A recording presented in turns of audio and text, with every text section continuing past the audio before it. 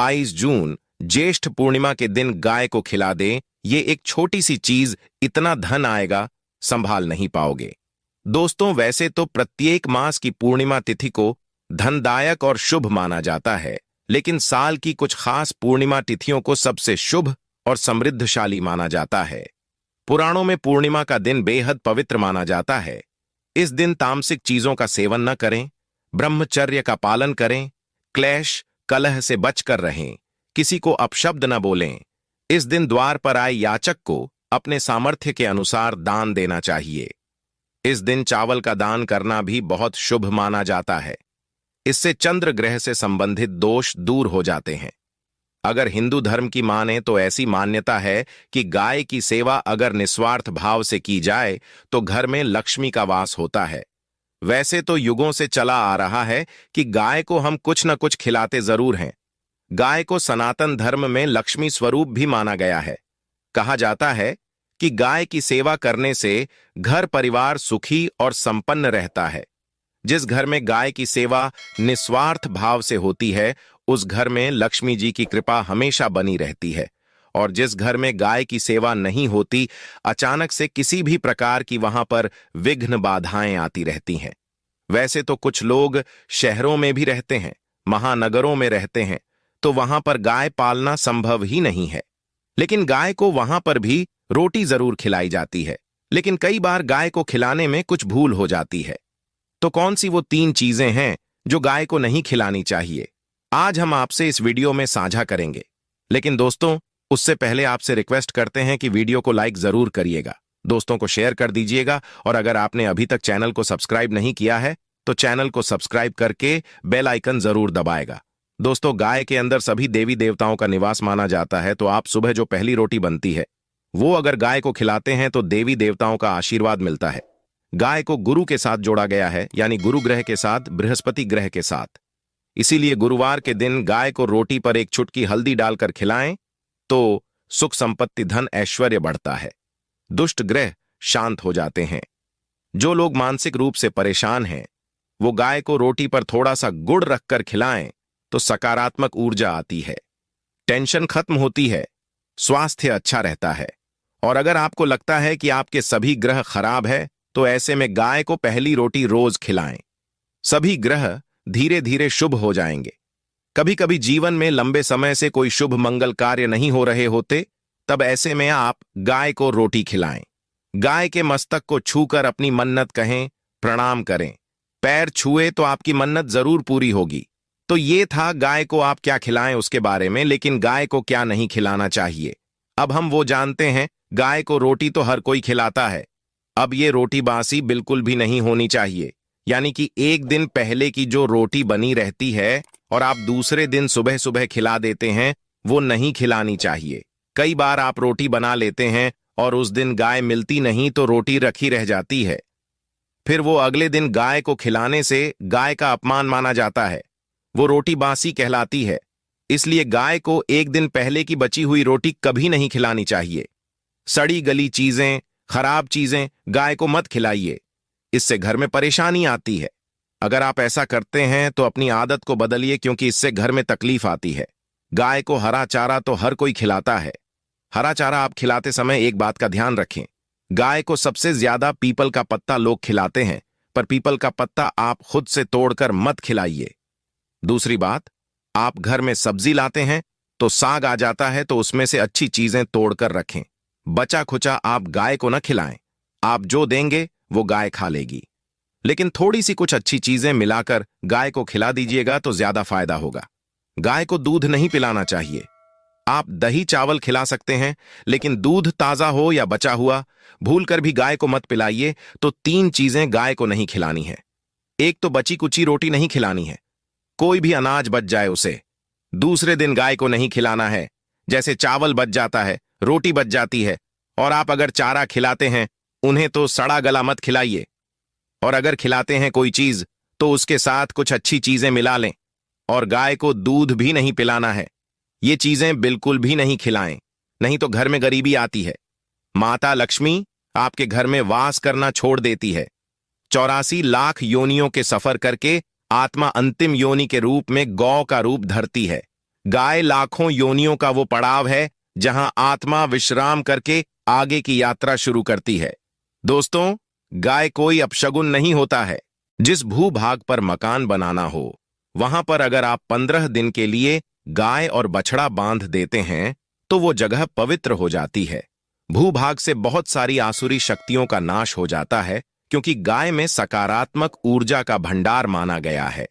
गाय का मार्ग रोकना, अगर आप कहीं भी जा रहे हैं और गाय माता आपका मार्ग रोक दें तो ये बहुत ही शुभ माना जाता है। गाय और बछड़े का दर्शन एक साथ आपको हो जाए तो आपकी सफलता का प्रतीक माना जाता है। अगर आपके घर के आसपास गौ घूमती रहती है तो इसका मतलब है कि आपके घर से काफी सारे संकट अपने आप ही दूर होने वाले हैं और समृद्धिपूर्वक जीवन आपको मिलता है।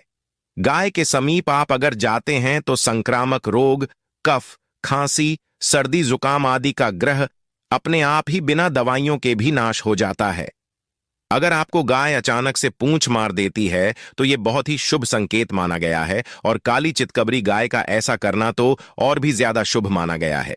पंचगव्य जो होते हैं वो कई रोगों में लाभदायक है। पंचगव्य क्या क्या हुए?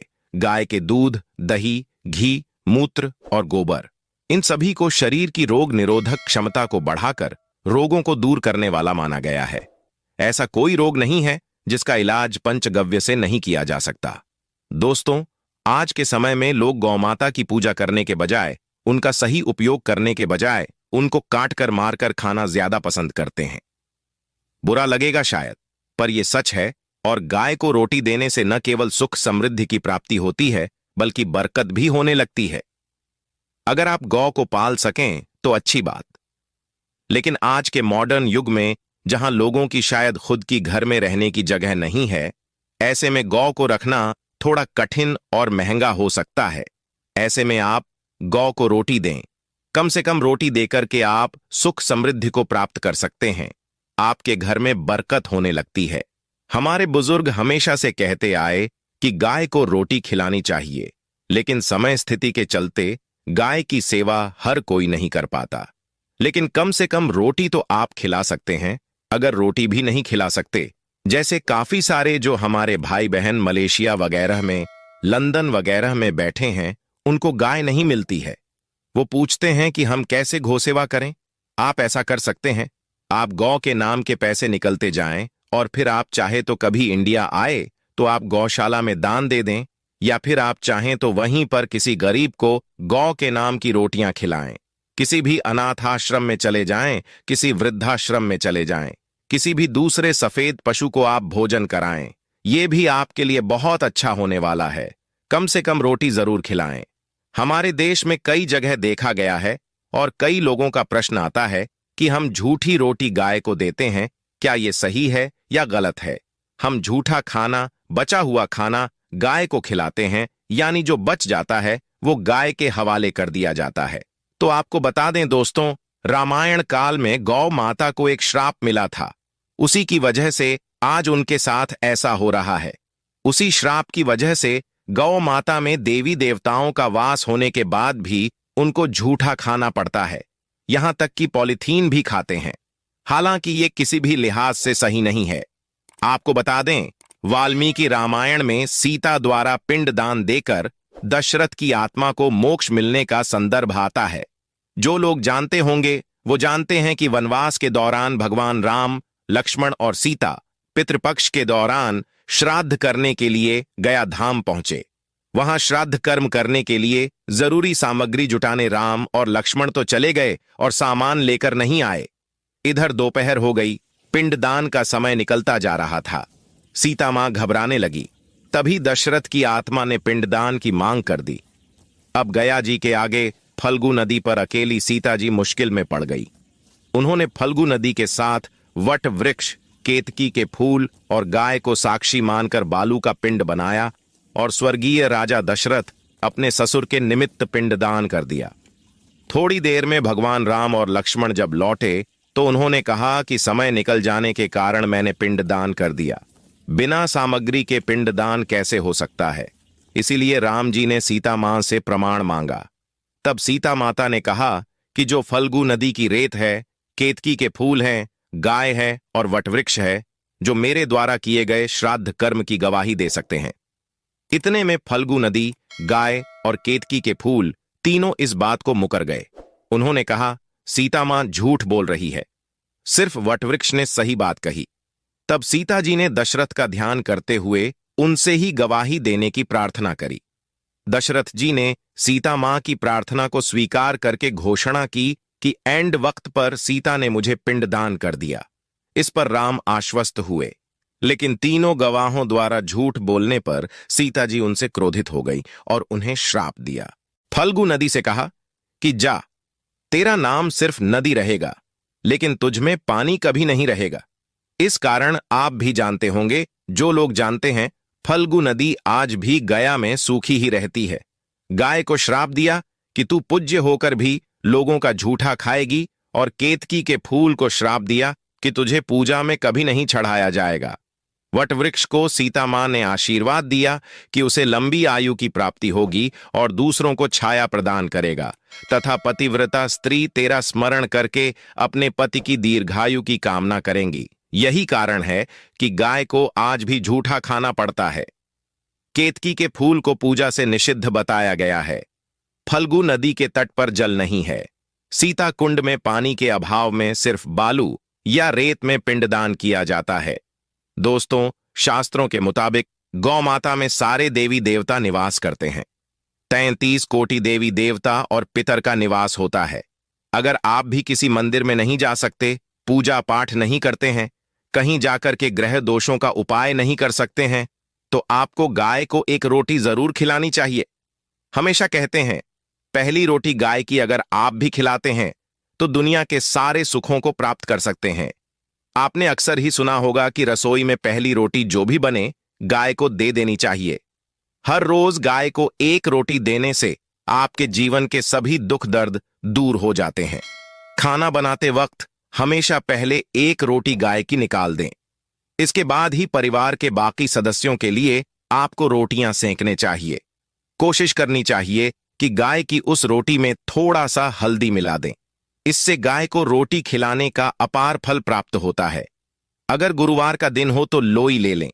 सने हुए आटे की एक छोटी सी लोई बना लें और उसमें हल्दी मिलाकर गाय को खिला दें। आपके जीवन में शुभता आती है, वैभव आता है, धन संपत्ति का वास होता है।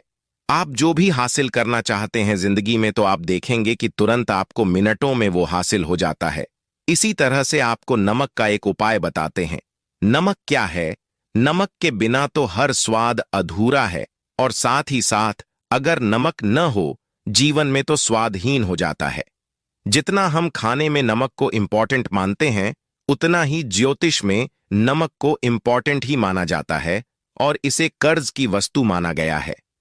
किसी का नमक खाने का अर्थ क्या होता है? उसका कर्जदार होना आपने सुना ही होगा। नमक का कर्ज अदा करना है। इसलिए अगर आप जीवन को सुगम बनाना चाहते हैं, सरल बनाना चाहते हैं, तो नमक का एक आसान सा प्रयोग आपको आज हम बताएंगे। आप देखिए कि कितने आपको पॉजिटिव परिणाम मिलते हैं, और इतना आसान है कि इसके लिए आपको अतिरिक्त मशक्कत करने की कोई जरूरत नहीं है। सिर्फ आपको अपने घर में बनी सबसे पहली रोटी लेनी है और उस पर थोड़ा सा नमक रख दें। अब आप पूछेंगे कौन सा नमक रखें? तो सबसे बेस्ट है आप सादा नमक, डेली वाला नमक, सस्ता नमक जो भी है वो रखें। काला नमक नहीं रखना है, आपको सफेद नमक ही रखना है। तो नमक रख लें और फिर इस रोटी को किसी कपिला गाय को आपको दे देनी है। कपिला गाय यानी सफेद रंग की गाय को आपको खिला देना है। अगर आपको कपिला यानी सफेद गाय नहीं मिलती है तो आप ये रोटी किसी भी गाय को खिला दें। मगर यदि आपको कोई ऐसी गाय दिख जाए, सबसे पहले सफेद गाय को ही खिलाना प्रेफर करें। आपको बता दें दोस्तों, ये उपाय आपकी हर समस्या को जड़ से दूर कर देता है। चाहे आपके घर में कोई बड़ी कलह हो, कोई पारिवारिक वाद विवाद हो, इस उपाय को करके आपके घर में सुख का वास होने लगता है। जो भी धन की कमी हो, बच्चों की पढ़ाई हो, करियर में सफलता हो, सभी मुश्किलें आपके जीवन की दूर होने लगती हैं। लेकिन गाय को रोटी देते वक्त मन में ऐसा कोई भावना लगाकर रखें कि हम रोटी खिलाते हैं या फिर हम बहुत बड़े दानी हैं। अन्यथा इस स्थिति में पुण्य फल की प्राप्ति होना संशय वाली स्थिति देता है। गाय को रोटी खिलाने से नियम से बरकत के अलावा आप देखेंगे धन संपत्ति में दिनों दिन बढ़ोतरी होने लगती है और आपके घर के ग्रह दोषों से आपको मुक्ति मिलती है। अगर आपके भी घर में धन की कमी है तो आपको ये उपाय जरूर करना चाहिए, किसी भी दिन करें। अगर सावन का पवित्र महीना है तो हर दिन शुभ है। आप जिस दिन चाहें उस दिन से कर सकते हैं और आप देखेंगे इस उपाय को करने से आपके घर से धन की कमी बिल्कुल दूर हो जाती है। तो ये उपाय